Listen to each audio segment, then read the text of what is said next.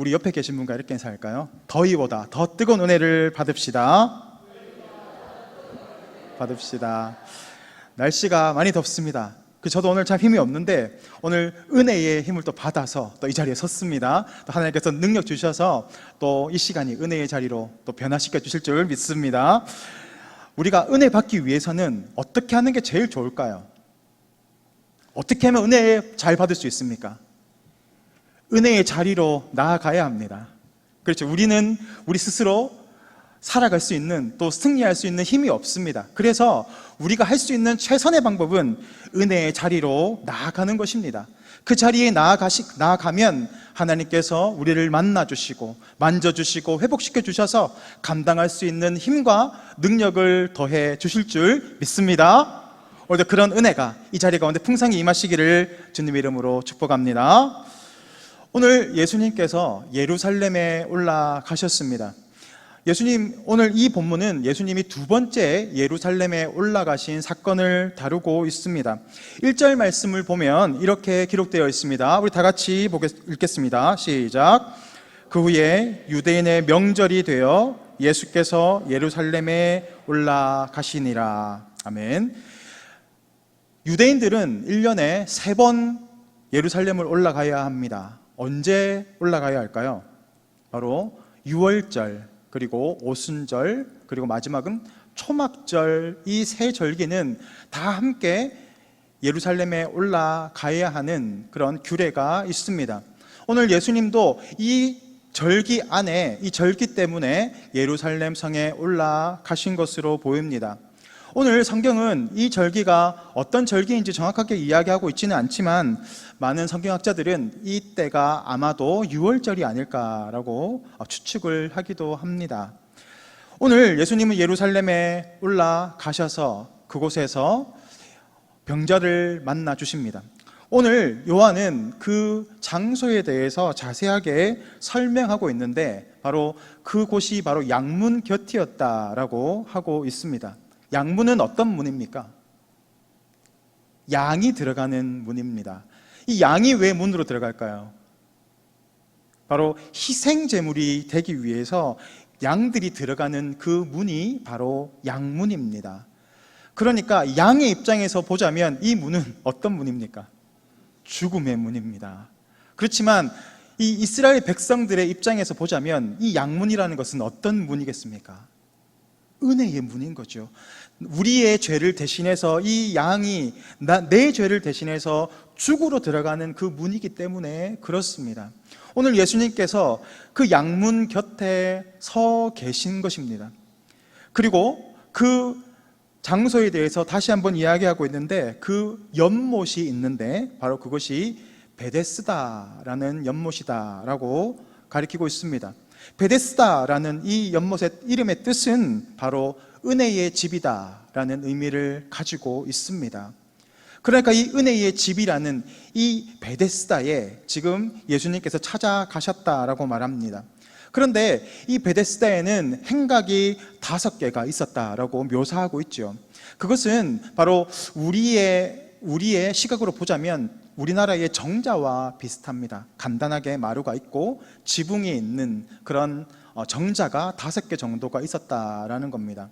그런 점에서 보자면 조그만 연못은 아니었을 것입니다. 어느 정도 규모가 있는 그런 연못이었다라는 것을 알 수 있습니다.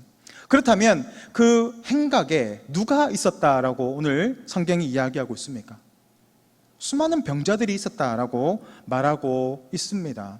3절 말씀을 보면 이렇게 기록되어 있습니다. 그 안에 많은 병자, 맹인, 다리 저는 사람, 혈기 마른 사람들이 누워 물의 움직임을 기다리니라고 말합니다. 그들이 그곳에서 지금 누워 있는 겁니다. 그리고 지금 뭐 때문에 누워 있다고 이야기하고 있습니까? 천사가 내려와서 물이 동할 때 가장 먼저 들어가는 사람은 병에서 치유를 받게 된다라는 그러한 속설 때문에 이들이 나와서 그곳에 누워 있는 것입니다. 물이 움직이면 가장 먼저 들어가는 사람이 병에 낫는다라는 겁니다. 이 시기에 이런 속설이 있었습니다. 새해 첫날이 되면 첫날 그 근처가 되면 천사가 내려와서 물을 이렇게 움직이는데 그때 들어가는 사람이 낫는다라는 것이죠. 여러분, 이게 과연 사실일까요? 많은 의견들이 있지만 대부분의 성경학자들이나 또 아브라함 카이퍼 같은 또 칼 바르트 같은 신학자들은 그것을 속설이다라고 말합니다. 성경에서 그렇게 하나님이 역사하시는 경우는 거의 없기 때문에 그렇습니다. 뿐만이 아니라 이 3절이나 4절을 보면 어떤 부분에 보면 가로가 쳐져 있을 것입니다. 여러분 성경을 보시면 이렇게 가로가 되어 있죠. 그것은 그 후에 주석적인 어떤 의미로 추가되었다라는 의미가 있기 때문에 그렇습니다. 또 유물 흔적을 바라보게 되면 그곳에는 용천수라는 게 솟아나서 어느 순간 물이 움직이게 자연적으로 움직이는 그런 흔적이 있었다라는 것을 발견하게 되기도 합니다. 그러니까 결국은 어떤 의미입니까? 천사가 물을 움직이는 것이 아니라 물이 용천수에 의해서 이렇게 움직이는 것인데 속설이 내려왔다라는 것이죠. 전설이 내려왔다는 겁니다. 그래서 그 물에 들어가면 낫게 될 것이다라는 그 속설을 믿고 수많은 병자들이 그곳에 나와 있는 것입니다. 그렇다면 결국 그 물은 아무런 효용이 없는 그런 물이다라는 것입니다. 그곳에서 지금 절망 가운데 아무런 소망이 없는 사람들이 나와 엎드리고 있다, 기다리고 있다라고 하는 것을 오늘 성경은 말씀하고 있습니다. 한 가지 덧붙여 이야기한다면 이 베데스다 연못은 양들이 들어가는 물이었습니다. 왜 들어갈까요?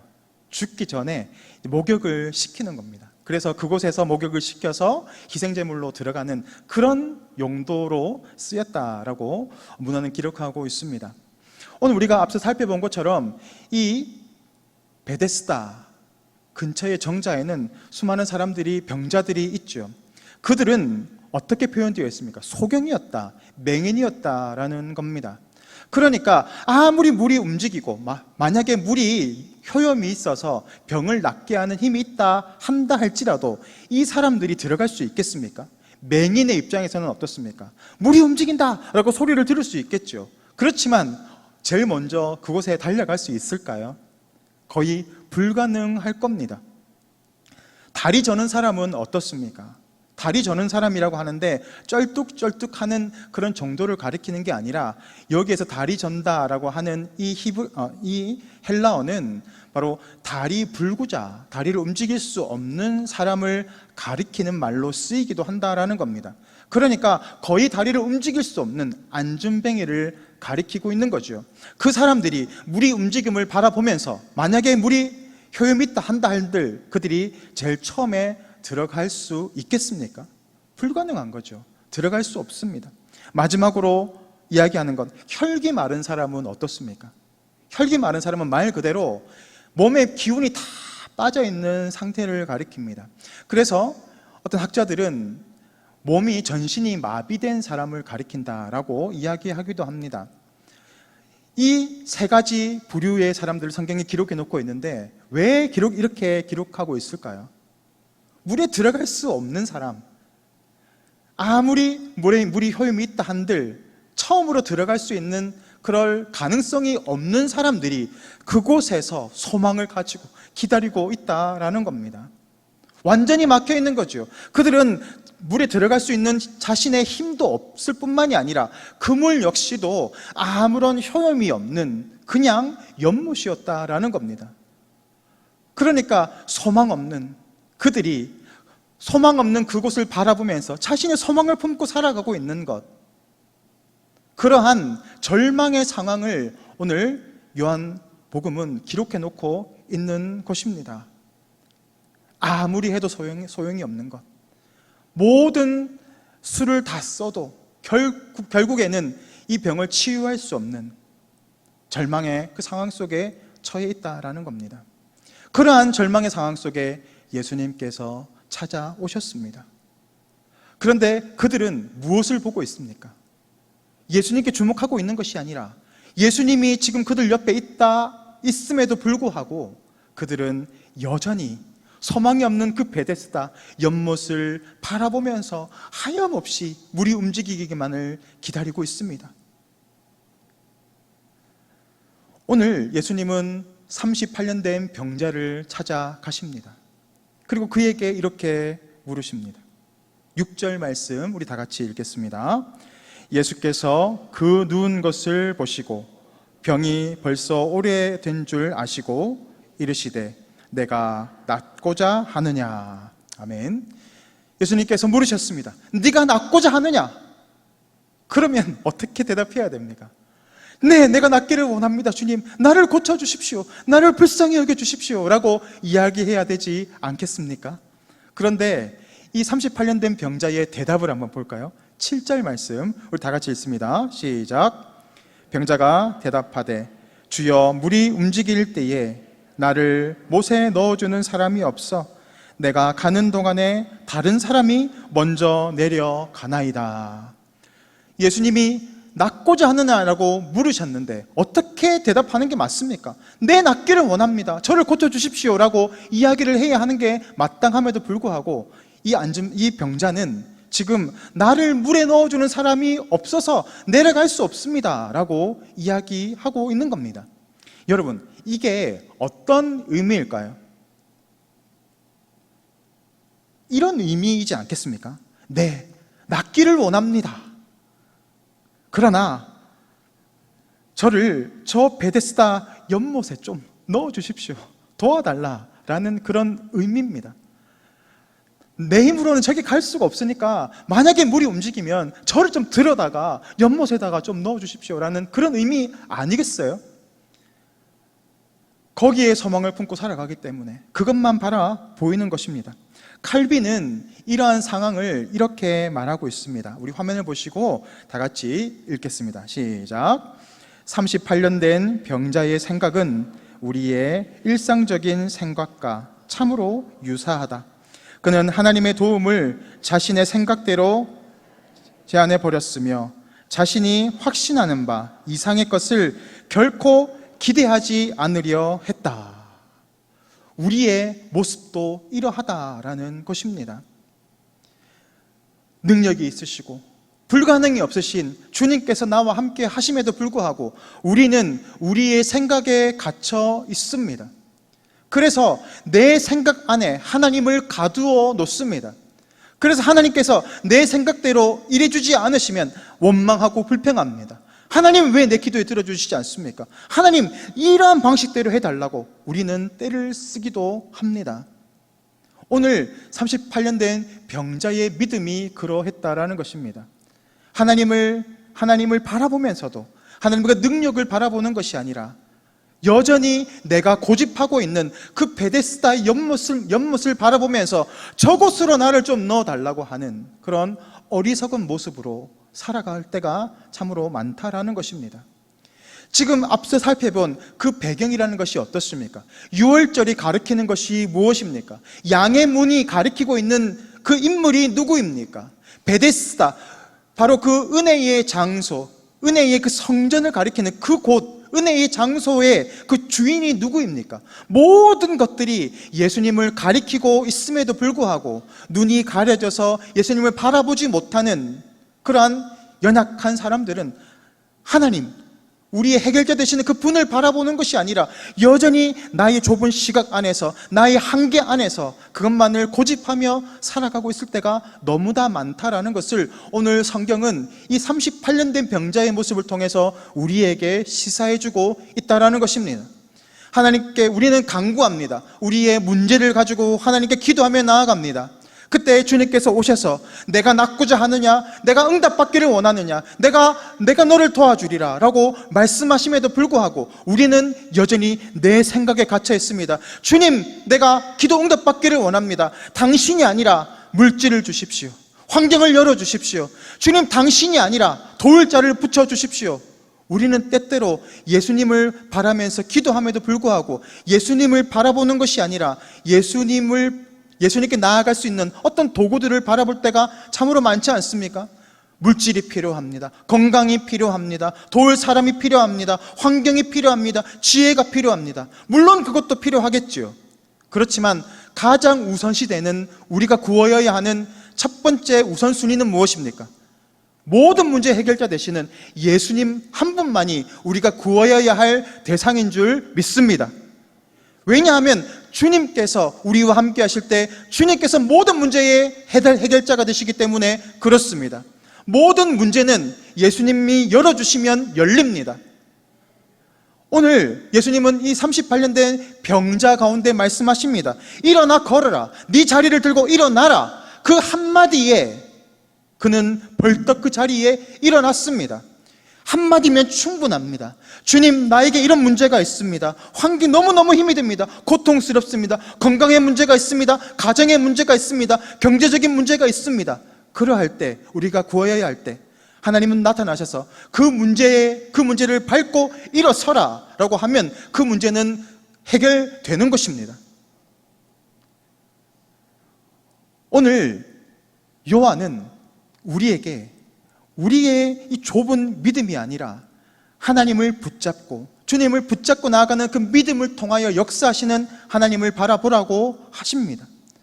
우리가 믿음으로 나아갈 때 하나님은 우리 가운데 일하시고 놀라운 일들을 행하여 가신다라는 것입니다. 그리고 오늘 이 38년 된 병자를 통하여서 예수님은 그의 누워있는 저주받은 인생을 일으켜 세우시고 회복된 인생으로, 거듭난 인생으로 그를 변화시켜 가셨습니다. 그리고 중요한 것은 요한은 그 날을 가리켜서 안식일이었다라고 말하고 있습니다. 왜 요한은 안식일의 문제로 이것을 연결해내고 있을까요?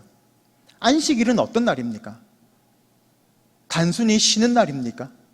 그렇지 않습니다. 안식일의 원래의 의미는 이런 것입니다. 우리가 죄악의 결과로 저주받을 삶을 살아가는 그런 자들이 회복되어야 하는 날, 그것이 바로 안식일의 의미입니다. 우리가 죄악 가운데 거할 때 우리에게는 참된 안식이 사라졌습니다. 하나님은 이 안식일을 통해서 우리가 회복되어야 할 그 날을 이 땅에서 경험하기를 원하십니다. 여러분, 에덴 동산이 처음에 안식일과 평일에 구분이 있었을까요? 어떻게 생각하십니까? 물론 하나님은 첫째 날에서 여섯째 날까지 천지를 창조하시고 일곱째 날 안식일로 그날을 복되게 하셨습니다. 그런데 실제적으로 에덴 동산에서 평일과 안식일의 구분은 없었을 것입니다. 왜냐하면 그것은 하나님이 다스리는 땅이셨고 아담과 하와가 하는 것은 하나님의 인도하심 가운데 누리며 살아가는 것, 그것이 바로 안식의 삶 가운데 살아갔던 것이 에덴의 모습 아니겠습니까? 그런데 이 에덴에서 안식이 제하여진 것은 그들이 선악과를 먹게 되고 죄악을 저질렀을 때 그들은 저주를 받아서 그곳에서 쫓겨나게 되었고 땀을 흘리고 또 눈물을 흘리는 고통 가운데 우리가 처하게 되었습니다. 이 죄의 문제로 인해서 질병이 생겼고 죽음의 문제가 생긴 것 아닙니까? 오늘 이 38년 된 병자, 그리고 베데스다를 바라보면서 소망 없이 살아가고 있는 이 땅의 모든 인류의 모습이 바로 이 죄의 문제로 인하여서 소망이 없은, 안식을 잃어버린 그런 절망의 상태 가운데 놓여 있음을 말하고 있는 것입니다. 그러한 상태 가운데에 예수님이 찾아오셨다라고 하는 것은 어떤 의미겠습니까? 잃어버렸던 그 안식의 의미를 다시, 그 안식을 회복시켜 나아가고자 하시는 것입니다. 다시 말하면 안식일에 병 고치셨던 이 사건들은 에덴 동산에서 잃어버린 참 안식의 회복을 상징적으로 보여주는 사건이다라고 바라볼 수 있는 것입니다. 우리는 이 죄의 문제 때문에 참된 안식을 잃어버렸습니다. 그렇지만 우리가 하나님의 임재 안에 거하고 하나님의 은혜를 공급받을 때 우리는 참된 안식을 경험합니다. 천국의 생활은 우리가 죽어서만 들어가서 경험할 수 있습니까? 그렇지 않습니다. 우리가 이 땅에 살면서도 하나님의 임재와 하나님의 도우심을 통하여서 은혜의 공급을 통하여서 우리는 이 땅에서도 천국을 경험할 수 있습니다. 오늘 성경이 이야기하고 있는 것은 무엇입니까?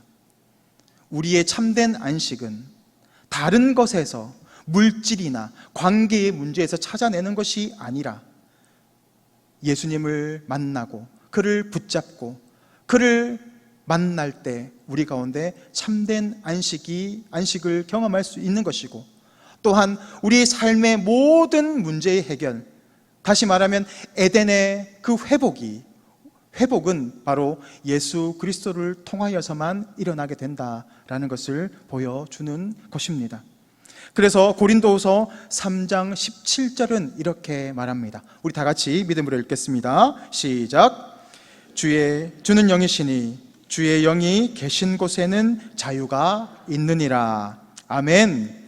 오늘도 우리가 죄와 사망의 권세 가운데 살아가고 있다 할지라도 우리를 자유케 하시는 분은 오직 예수 그리스도 한 분이십니다. 우리의 삶의 모든 문제들을 주님께 맡겨드리고 그에게 믿음으로 나아갈 때 주님은 우리와 함께 하시고 우리의 삶의 모든 문제를 해결하시고 참된 평안과 안식으로 인도해 주실 것입니다. 오늘도 그러한 주님의 안식 가운데 날마다 거하시는 복된 성도님들 되시기를 주님의 이름으로 축복합니다.